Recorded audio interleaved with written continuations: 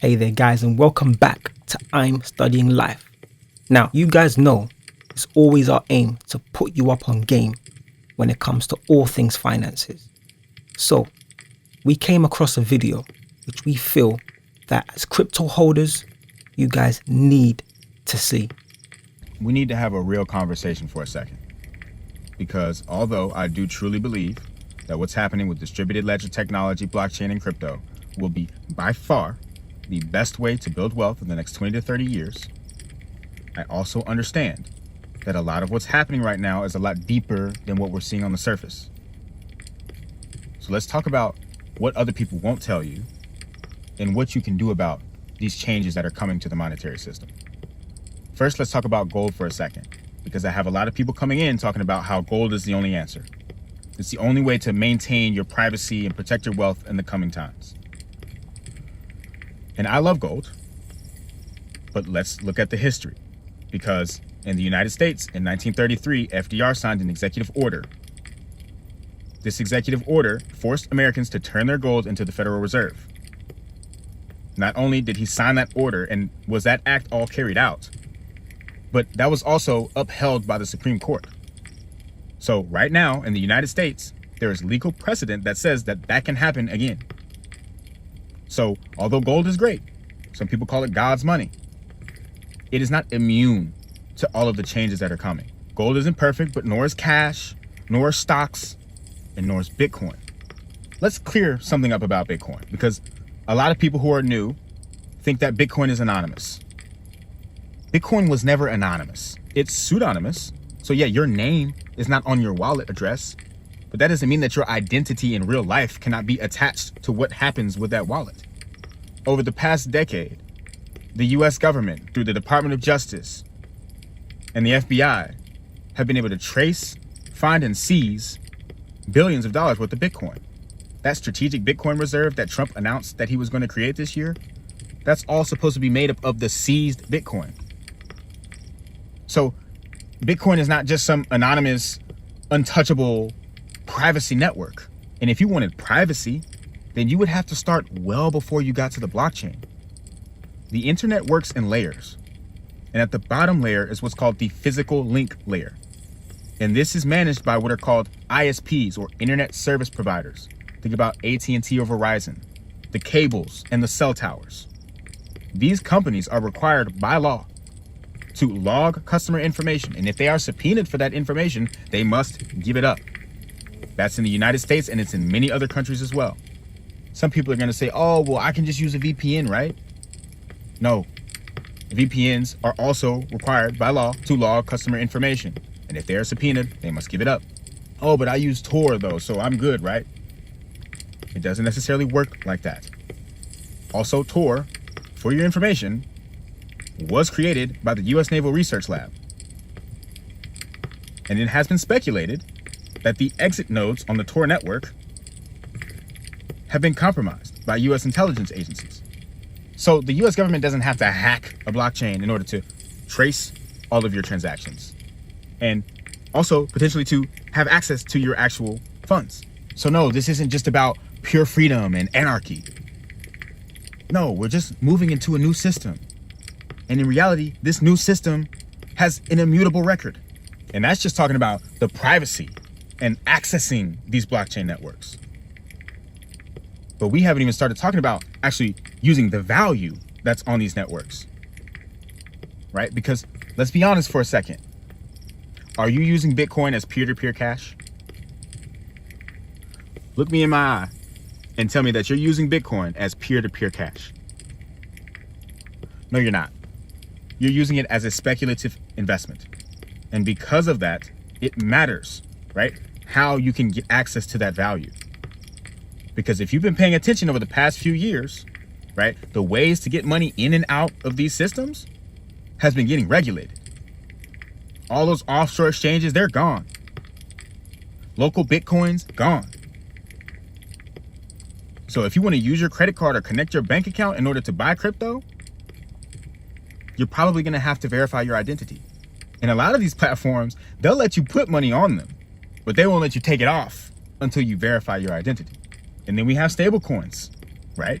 Bringing in that digital money right into the banking system. That programmable money is now being plugged right into the system.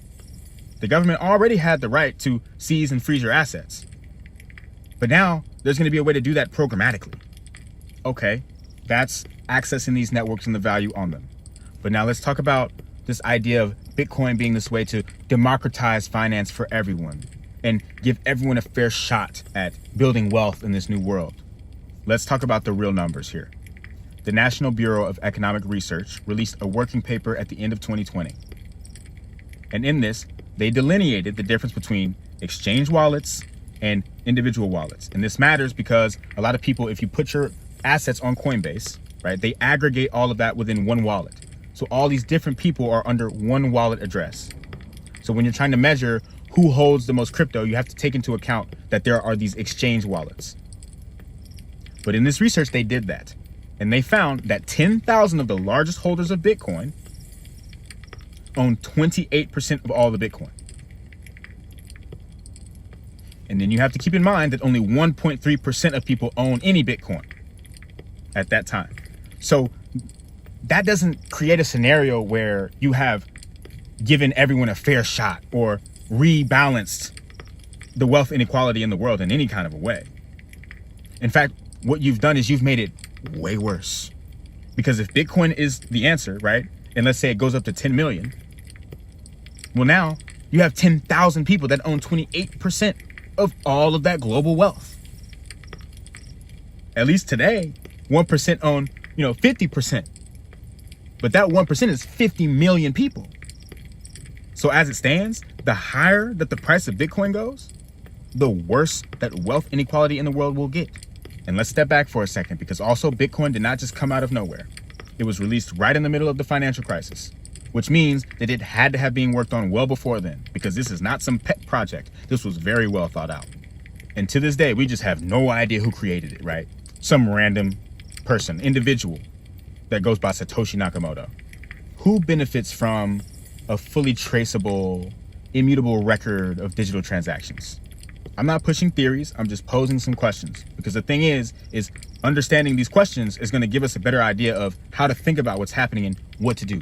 But let's zoom out even further, because the internet itself was born out of the Cold War in a US military project called ARPANET. The idea was to design a communications network that could survive a nuclear attack. I'm just saying, what if Bitcoin followed that same blueprint? Instead of just for information, also for money. Okay, so we don't know who made it, and we don't necessarily know exactly what their incentives were. But let's imagine that they at least wanted people to adopt it. They wanted people to use the network. Okay, so in that case, if I know that people probably wouldn't necessarily be super gung-ho about the idea of a database with an immutable record of all global transactions, then I might say, all right, how could I paint this as a revolution? And inherently, the network already incentivizes your participation, right? Because the earlier you participate, the richer you're going to get. So while people are participating, getting rich, you're like, oh, I need to pay attention to what's going on here. I probably need to get in. Regardless, while everybody's sitting back arguing about this coin versus that coin or gold and silver versus crypto, in the back end, the infrastructure is being built out. The World Economic Forum have been creating and working on digital identity for years now. The Bank for International Settlements has been running pilots for central bank digital currencies with dozens of central banks around the world for years now.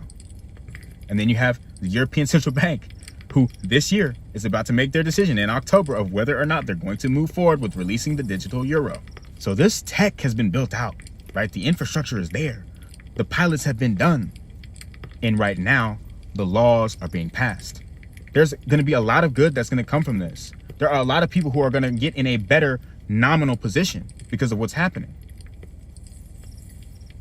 But I can admit, some of this is not going to be perfect. But on this channel, right, I'm focused on the technology and the changes that this is going to bring. And you don't have to believe in what's happening, because this has been going on for over a decade. So all of the people who got in the beginning, they're billionaires today. And the people who got in a little bit after that, they're millionaires today. And as time goes on, that window continues to close. So what you do might matter a lot more than what you believe. Because if this is the way, then it's creating an asymmetric opportunity where if you participate, you might be able to create financial freedom. Whereas if you don't and you have zero exposure, you might be guaranteeing that you're left playing a game where the rules have already changed. And if you're sitting back and you're asking what this has to do with macroeconomics, this is the biggest shift in monetary history. And you'll notice that I'm not talking about the markets, and I'm not talking about the numbers go up and down. And the reason for that is because as of now, up to date, these markets have moved in cycles, right? There's these 4-year cycles. And right now is when everybody wants to know what this is about. All of this information has been in the public for years and years, and everybody's coming in when the prices go up. And unfortunately, when that happens, people get sucked into this market, right as things get ready to turn back around. And I'm not here to give financial advice. I'm not telling you what to do with your money. I'm just trying to get you to pay attention to what's happening. Hopefully you got some gems from that and it provided you with much needed perspective. If you enjoyed what you heard, make sure to like, comment, subscribe, and always remember to keep studying.